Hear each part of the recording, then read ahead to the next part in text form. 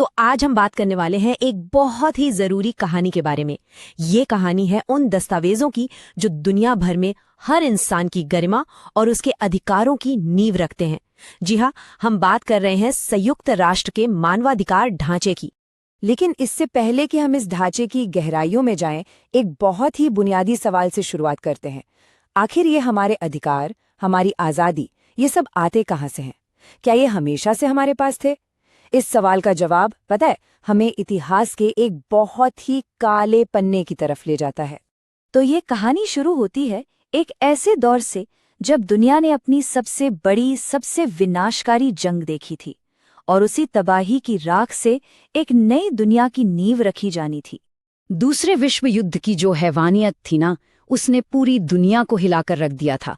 हर तरफ बस खंडहर थे। तब जाकर दुनिया भर के देशों ने मिलकर ये तय किया कि ऐसी तबाही, ऐसी बर्बादी दोबारा कभी नहीं होनी चाहिए। और इसी एक संकल्प से जन्म हुआ संयुक्त राष्ट्र का, जिसका एक ही मुख्य मकसद था, इंसानी हक की हिफाजत के लिए एक ग्लोबल स्टैंडर्ड बनाना। तो सवाल ये है कि इतने बड़े लक्ष्य को पाने के लिए पहला कदम क्या था? पहला कदम था इंसानियत के लिए एक ब्लूप्रिंट तैयार करना, एक ऐसा दस्तावेज जिसे आज हम सब universal declaration of human rights या यूडीएचआर के नाम से जानते हैं। और ये जिम्मेदारी दी गई संयुक्त राष्ट्र के मानवाधिकार आयोग को। सोचिए, दुनिया भर के बड़े बड़े एक्सपर्ट्स, कानूनी जानकार सब एक साथ बैठे ताकि एक ऐसा दस्तावेज तैयार हो सके जो हर इंसान के बुनियादी हक की बात करे, चाहे वो किसी भी देश का हो, किसी भी नस्ल या मजहब का हो, कोई फर्क नहीं। और फिर कई सालों की बहस, ढेर सारी मेहनत के बाद आखिरकार वो ऐतिहासिक दिन आया, 10 दिसंबर 1948, जब संयुक्त राष्ट्र ने एक मत होकर सर्वसम्मति से मानवाधिकारों की सार्वभौमिक घोषणा यानी यूडीएचआर को अपना लिया। अब यहाँ एक बहुत ही दिलचस्प बात है। देखिए, ये एक घोषणा थी, कोई कानून नहीं। और घोषणा का मतलब क्या होता है?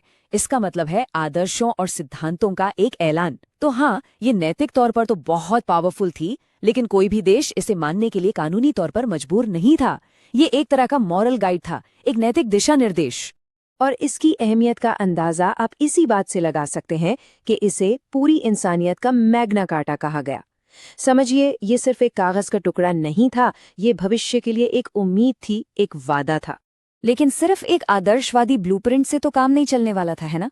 अब सबसे बड़ा सवाल ये था कि इन खूबसूरत सिद्धांतों को जमीनी हकीकत, मतलब एक असली कानून में कैसे बदला जाए।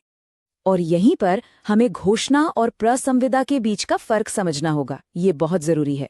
देखिए, घोषणा एक ब्लूप्रिंट की तरह है, एक लक्ष्य, लेकिन प्रसंविदा या कवेनेंट एक कानूनी संधि है, एक ऐसा वादा कि अगर किसी देश ने इस पर दस्तखत कर दिए तो फिर उसे इसे निभाना ही पड़ेगा। ये कानूनी तौर पर बाध्यकारी है। तो इस कानूनी सपने को हकीकत में बदलने के लिए संयुक्त राष्ट्र ने क्या किया? उन्होंने यूडीएचआर में लिखे सारे अधिकारों को 2 अलग-अलग संधियों में बांट दिया। इन्हें मानवाधिकारों के 2 मजबूत स्तंभ भी कहा जाता है।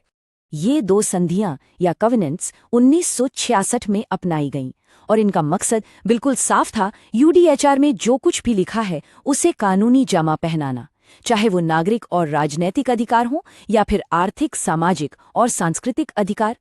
जैसा कि यहाँ साफ साफ दिख रहा है, ये अधिकार कितने बड़े दायरे को कवर करते हैं।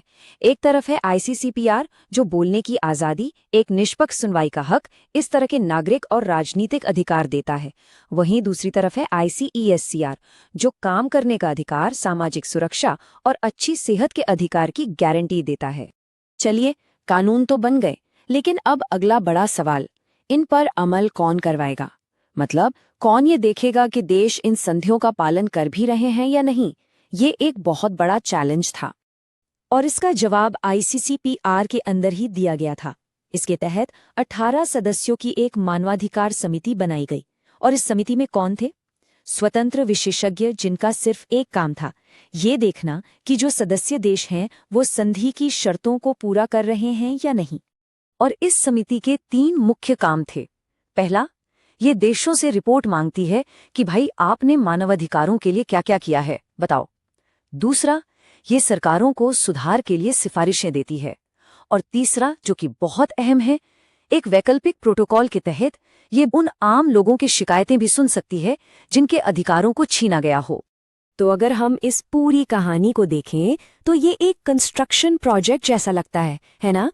1948 में ब्लूप्रिंट बना, यानी यूडीएचआर। 1966 में कानूनी ईंटें रखी गईं, यानी दोनों कवेनेंट्स। 1976 तक आते आते ये इमारत, ये पूरा ढांचा काम करने के लिए तैयार हो गया। और फिर 1993 में वियना सम्मेलन ने इस पूरी संरचना को और भी ज्यादा मजबूती दे दी। तो ये ढांचा ये पिछले 70 सालों से भी ज्यादा वक्त से इंसानियत की रहनुमाई कर रहा है। लेकिन आज की दुनिया तो बहुत बदल गई है। डिजिटल दुनिया है, क्लाइमेट चेंज है और भी न जाने कितनी नई ग्लोबल चुनौतियां हैं। तो सवाल ये है कि क्या ये ढांचा आज भी उतना ही मजबूत और प्रासंगिक है? ये एक ऐसा सवाल है जो हम सबको सोचने पर मजबूर करता है।